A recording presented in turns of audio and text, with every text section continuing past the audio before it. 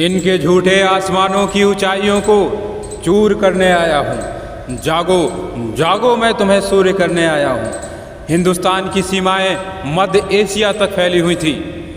सनातन धर्म की शाखाएं ईरान से आगे तक थी, लेकिन हिंदुस्तान की भुजाओं को काटा गया। हिंदुस्तान का बेरहमी के साथ कत्ल किया गया और इस कत्ल की जिम्मेदारी तुम्हारे तथाकथित धार्मिक गुरुओं के सर पर है। झूठे पाखंडी मक्कार पुरोहितों के माथे पर है। दुनिया का पहला मंदिर हिंदुस्तान में तोड़ा गया और इस मंदिर को तोड़ने वाले ढोंगी पुरोहित थे और ये मंदिर था प्रवेश का, प्रक्रिया का, कर्म का। अब इस मंदिर के ढहते ही यदि शूद्र के घर में कोई बच्चा पैदा हुआ तो अब वह किताब नहीं छुएगा, विद्या अर्जित नहीं करेगा, युद्ध में भाग नहीं लेगा और व्यापार भी नहीं करेगा, यानी कि गुलामी और सिर्फ गुलामी उसकी पहचान बनकर रहेगी। तुम्हारी आंखों के सामने कैसी क्षुद्र परंपराओं को जन्म दिया गया, तुम्हारी क्षमताओं को कैसे अपंग बनाया गया, तुम्हें धर्म जाति क्षेत्र के नाम पर कैसे बांटकर कमज़ोर किया गया और इन सब का परिणाम ये हुआ कि तुम संख्या में 50 लाख थे और बाहर से आक्रमण करने वाला 10,000 की सेना लेकर आया। तुमसे वो जीता, तुम्हारा शोषण किया और तुम्हें गुलाम बनाया, तुम्हारी संस्कृति को तबाह किया, तुम्हारी परंपराओं को बर्बाद किया। कैसे अपने धन के कोठार भरने के लिए हिंदुस्तान के साथ छल किया जा रहा है। अपनी आंखों को खोलकर देखो, महामारी में लाखों लोग बेरोजगार हुए। लोग तुम्हारी आंखों के सामने तड़प कर बेबस होकर मरे हैं, लेकिन कितने साधु सन्यासियों ने अपने आश्रमों को अस्पतालों में तब्दील करवाया और तुम्हारे ही दान दक्षिणा से उन्होंने हजारों हजार करोड़ रुपए इकट्ठा कर रखे। तुम्हारे ही पैसे विपत्ति काल में तुम्हारे ही काम नहीं आए। उठो, जागो और अपनी आंखें खोल कर देखो कैसे सनातन धर्म की महान पद्धतियों को, ध्यान की विधियों को, योग विज्ञान को यूरोप में जाकर बेचा जा रहा है। रामायण जैसे ग्रंथ का मूल्य लगाया जा रहा है। क्या कुरुक्षेत्र में पूर्ण ब्रह्म परमपिता परमेश्वर भगवान श्री कृष्ण ने अर्जुन को गीता ज्ञान कहते समय अर्जुन से 50 करोड़ रुपए लिए थे? वह तो मानव कल्याण के लिए उन्होंने कहा था, मानव सभ्यता की ऊंचाई के लिए कहा था और गीता पर सबका अधिकार है। लेकिन गीता पर भी मूल्य लगाया जा रहा है, गीता को भी बेचा जा रहा है। भगवत कथा 1 करोड़ रुपए दोगे, 5 करोड़ रुपए दोगे तब मैं सुनाऊंगा। कैसे तुमसे हजारों लाखों रुपए लूटे जा रहे हैं। ऐप के माध्यम से गीता सुनाई जा रही है और उसके पैसे लिए जा रहे हैं। गीता जैसे पवित्र ग्रंथ वो उसको पैसों की तराजू में तौला जा रहा है। ये धर्म है या धंधा, ये धर्म है या व्यापार किया जा रहा है धर्म के नाम पर। विचार करो इस चीज पर। कैसे पुरानी पद्धतियां, जो प्राचीन पद्धतियां हैं, सनातन धर्म की जो पद्धतियां हैं, उनको तुम्हें सिखाया जाता है और उसके पैसे लिए जा रहे हैं। इस पर इनका कोई अधिकार नहीं है। एक भी पद्धति इन्होंने नहीं खोजी है। जो प्राचीनतम पद्धतियां चली आ रही हैं बस उसी को तुमसे प्रैक्टिस करवा रहे हैं। बुद्ध जब प्रवचन देते हैं, महावीर जब प्रवचन देते हैं, कबीर, संत रैदास, रामकृष्ण परमहंस, कोई भी तुमसे धन नहीं मांगता। तुम्हारे हीरे जवाहरातों को ठोकर मार देते हैं। कबीर के सामने कई धनी व्यापारी सेठ अपने धन को लेके आते हैं, लेकिन कबीर अस्वीकार कर देते हैं कि नहीं, मेरे हाथ पांव ठीक हैं, मैं कपड़ा बुनता हूँ और उससे मेरी जीविका चल जाती, मुझे धन नहीं चाहिए तुम्हारा, ये कहीं और लेके जाओ, मैं क्या करूँगा इसका। संत रैदास जूते सिलते हैं और धन के थैले उनके सामने भी पड़े रहते हैं, लेकिन वो नहीं छूते हैं, क्योंकि अपनी जीविका चलाने के लिए वह खुद परिश्रम करने में सक्षम हैं। वो आत्मज्ञानी हैं और अपने शिष्यों को, लोगों को जागरूक करते हैं, जागृति देते हैं, ध्यान और धर्म की दीक्षा देते हैं, गुलाम नहीं बनाते हैं, स्वतंत्रता देते हैं। बुद्ध के हजारों लाखों शिष्य थे। बुद्ध प्रवचन देते थे, इसके बाद अपनी भिक्षा भी मांगने जाते थे और भिक्षा मांगने के साथ साथ कई लोगों को धर्म ध्यान की दीक्षा भी देकर आते थे। ये बुद्ध का ऊंचाई देखो तुम, और अभी तुम आजकल के गुरुओं को देखो क्या कर रहे हैं।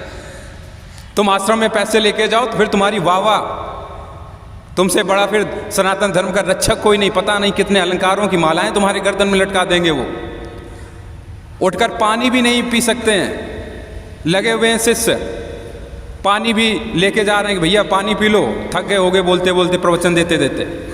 और कर क्या रहे हैं? वही रामायण, वही गीता बाँच रहे हैं। कोई भी ऐसी पुस्तक खुद से जन्म नहीं दी उन्होंने, और कोई भी ध्यान की विधि उन्होंने नहीं खोजी। जो पुरानी परंपराएं चली आ रही हैं उन्हीं को वो फॉलो करवा रहे हैं, और उनके भी आपसे पैसे लिए जा रहे हैं। ये कैसा धर्म है? ये धर्म नहीं है, अधर्म है। इस पर विचार करो। बुद्धि को अपनी गिरवी मत रखो, आकर्षण की गुलामी में मत पड़ो। बेहोशी की माला तोड़कर फेंक दो और जाग कर देखो तुम्हारे साथ कितना छल, कितना अन्याय किया जा रहा है। कैसे सनातन धर्म को नीचे गहरे अंधकार में फेंका जा रहा है। ये तुमसे जीवन और मृत्यु की बातें करते हैं, ये तुम्हारी मुक्ति की बातें करते हैं, ये तुम्हें स्वर्ग भेजने की बातें करते हैं, और स्वयं मौत के भय से भयभीत हैं। ये 100 बॉडीगार्ड लेकर घूमते हैं, और एक तरफ कबीर हैं, मुगलिया सल्तनत में बेखौफ निडर अकेले घूमते हैं। मौत कबीर को भयभीत नहीं कर सकती, बुद्ध महावीर को मृत्यु भयभीत नहीं कर सकती, लेकिन ये भयभीत हैं क्योंकि इन्होंने खुद ही नहीं जाना है अपने आप को, खुद ही नहीं धारण किया धर्म को, खुद ही धारण नहीं किया सत्य को, और ये तुमसे सत्य धारण करवा रहे हैं, तुम्हें धार्मिक बना रहे हैं। विचार करो इस चीज़ पर, इस चीज़ पर विचार करना पड़ेगा तुम्हें। और स्वयं ये इतने अहंकार में जी रहे हैं कि स्वयं को जगत के त्राता होने का भान पाल रखा है, और संन्यास के नाम पर तुमसे गुलामी करवाते हैं। इनकी दयनीय स्थिति तो देखो। जागृति तुम्हें जागृत करने का, तुम्हें धर्म और ध्यान की दीक्षा देने का भी पैसा लगता है। आज़ादी तो नैसर्गिक है, व्यक्ति का स्वभाव है। मुक्ति, वो तो मुक्ति में अगर आप योगदान दे रहे हैं, किसी को जगाने में आप योगदान दे रहे हैं, तो परमात्मिक काम है। इसका पैसा तुम कैसे वसूल कर सकते? मैं भयभीत नहीं हूँ, मैंने धर्म को धारण किया है, सत्य को धारण किया है, और मैं आह्वान देता हूँ जो मजबूर होकर मजदूर हो गए, गरीब गुरबा किसान मजदूर, शोषित पीड़ित वंचित, और डॉक्टर वकील वैज्ञानिक शिक्षक प्रोफेसर, मैं सबको आमंत्रण भेजता हूँ। और उन तमाम संस्थाओं को जो मानव कल्याण के लिए काम कर रही हैं, मैं उन्हें भी आमंत्रित करता हूँ, वो मुझ पर प्रयोग करें, मेरा परीक्षण करें, और यदि मानव सभ्यता को ऊंचाइयों पर ले जाया जा सकता है मेरे माध्यम से, तो खुलकर मेरा समर्थन करें, मेरे समर्थन में आए। मैं झोपड़ी से बोल रहा हूँ, मैं महलों से आकर्षित नहीं होता हूँ। और तुम भी गुलामी के आकर्षण को तोड़कर फेंक दो, छोड़ दो। कायरता के दामन को चीरो फाड़ो, दूर फेंको, मजबूरी के चोलों को उतार कर फेंक दो। जो धर्म की वास्तविक संकल्पना है उसे पहचानो, जगाओ अपने आप को। गीता पर तुम्हारा भी अधिकार है, गीता तुम स्वयं पढ़ो, रामायण तुम स्वयं पढ़ो, और उसे धारण भी करो। वरना तुम तमाम साधु सन्यासियों को जानते हो जो कत्ल के जुर्म में, जमीन कब्जे के जुर्म में और बलात्कार जैसे घिनौने काम में जेलों में पड़े हुए हैं, और जिनके बड़े बड़े नाम हैं तुम जानते हो, और तुम पहचानते भी हो। अभी भी समय है, अवसर सामने खड़ा है तुम्हारे, जाग जाओ। कैसे तुम्हारे धर्म गुरुओं ने तुम्हें विज्ञान के खिलाफ कर दिया।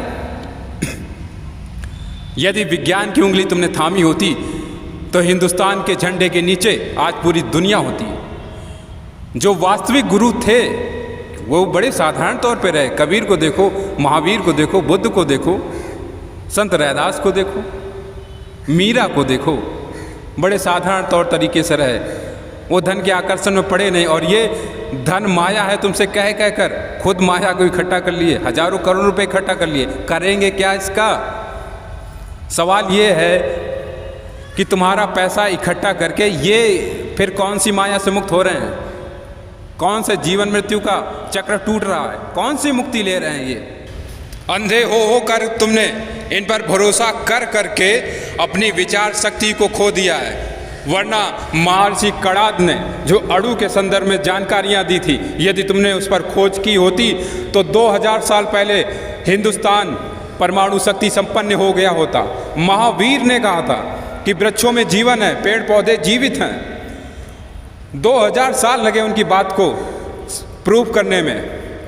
जगदीश चंद्र बसु ने बताया कि हाँ ये वास्तविक है। उन्होंने बताया कि सूक्ष्म जीवाणु भी हैं जो हमें दिखाई नहीं देते हैं। तब भी तुमने स्वीकार नहीं किया, तब भी तुमने खोज नहीं की। कण कण में शंकर है नारा देते रहे, लेकिन इसकी भी खोज नहीं की। गॉड पार्टिकल तुम्हारी आंखों के सामने आ टपका है। अब तुम्हें यकीन हो गया, जो वास्तविक गुरु परंपरा थी, वास्तविक ऋषि मुनि थे, जो आत्मज्ञानी थे, वह पूर्ण वैज्ञानिक थे। कृष्ण पूर्ण ब्रह्म वैज्ञानिकता से भरे हुए हैं। पतंजलि, पाणिनि, ऐसे जाने कितने नाम हैं जो वैज्ञानिकता से भरे हुए थे। विज्ञान से उनका गहरा संबंध था और उसी की देन है कि हिंदुस्तान इतनी ऊंचाइयों को छू रहा था। हिंदुस्तान जैसा जलवा पूरी दुनिया में फिर किसी और देश का नहीं था। लेकिन आज हम इतने गहरे अंधकार में डूब रहे हैं। और स्मरण रखना, जिस दिन भी तुम विज्ञान की उंगली छोड़ दोगे, दुर्भाग्य में चले जाओगे। अभी भी समय है, विज्ञान का हाथ पकड़कर, धर्म को धारण करके विज्ञान का हाथ पकड़ के आगे चलोगे तो समय नहीं लगेगा भारत को विश्व गुरु बनने में। अगर महर्षि कणाद की बात मानी होती, खोजा होता, तो आज हिंदुस्तान के झंडे के नीचे पूरी दुनिया खड़ी होती। लेकिन अभी भी कुछ नहीं बिगड़ा, अभी भी जाग जाओ, अभी भी अपने आप को जगा लो, तो फिर हम फिर से भारत को, हिंदुस्तान को विश्व गुरु की कुर्सी पर बिठा सकते हैं। और अभी भी हम हिंदुस्तान के नीचे, झंडे के नीचे पूरी दुनिया को इकट्ठा कर सकते हैं, मानवता के लिए काम कर सकते हैं, जागृति के लिए काम कर सकते हैं। जो धर्म की वास्तविक संकल्पना है उसको प्रसारित कर सकते हैं। विचार करो, झूठ कितना ही आकर्षक क्यों ना हो, लेकिन सत्य का एक प्रहार झूठ की पूरी नगरी को तबाह कर देता है। पीछे जो भी हुआ उससे सबक लेकर किसी के प्रति भी दुर्व्यवहार मत रखना। बस तुम जाग गए हो, यही काफ़ी है, यही नई व्यवस्था को जन्म देने के लिए पर्याप्त है। हम एक नई शुरुआत करते हैं। हम अपने धर्म को, सनातन धर्म को, अपने देश को ऊंचाइयों पर पुनः लेकर जाते हैं।